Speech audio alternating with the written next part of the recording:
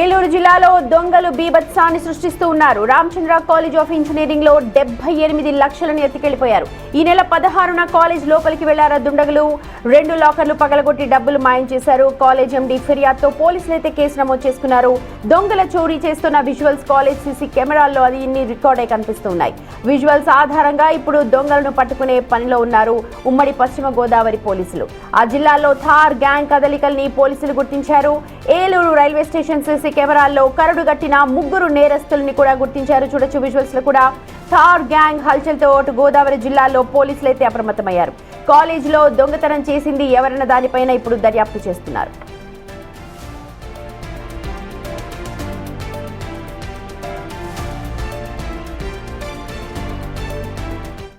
మా ప్రతినిధి సాగర్ లైవ్ లో జాయిన్ అవుతున్నారు. సాగర్, థార్ గ్యాంగ్ కి సంబంధించిన విజువల్స్ అంటూ ఉన్నారు. ఎంతవరకు వచ్చింది పోలీసుల బృందం దర్యాప్తు, అలాగే వాళ్ళ గాలింపు చర్యలు?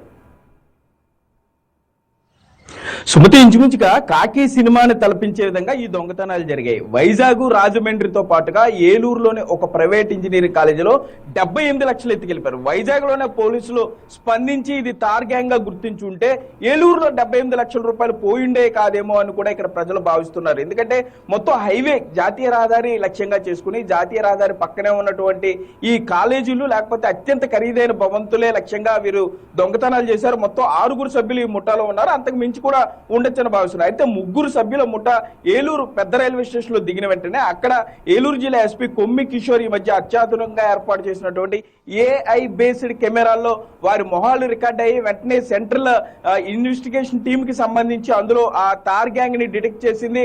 అప్పటికే వీళ్ళు రామచంద్ర ఇంజనీరింగ్ కాలేజీలో దోపిడీ చేసి రైలు ఎక్కి వెళ్లిపోయారు. తార్ గ్యాంగ్ అంతా కూడా గుజరాత్ రాష్ట్రం బేస్డ్ గా తార్ ప్రాంతంలో ఉంటున్నట్లుగా గుర్తించారు. ఇక్కడ దొంగతనం జరిగిన వెంటనే సీసీ కెమెరాలో వారి దృశ్యాలు రికార్డ్ అయిన వెంటనే వారి మొహాలు స్పష్టంగా రికార్డ్ అవుతుందో వారిని గుర్తించిన వెంటనే ఇక్కడ పోలీసులు కూడా రైలు ఎక్కారు, గుజరాత్ వెళ్లారు. 12 గంటల్లోనే అక్కడికి వెళ్లారు. కానీ అప్పటికే వీరంతా గుజరాత్ లో స్ప్రెడ్ అయిపోయి ఎవరి ప్రాంతాలకు వారు వెళ్ళిపోయినట్లుగా మనకి సమాచారం అందుతుంది.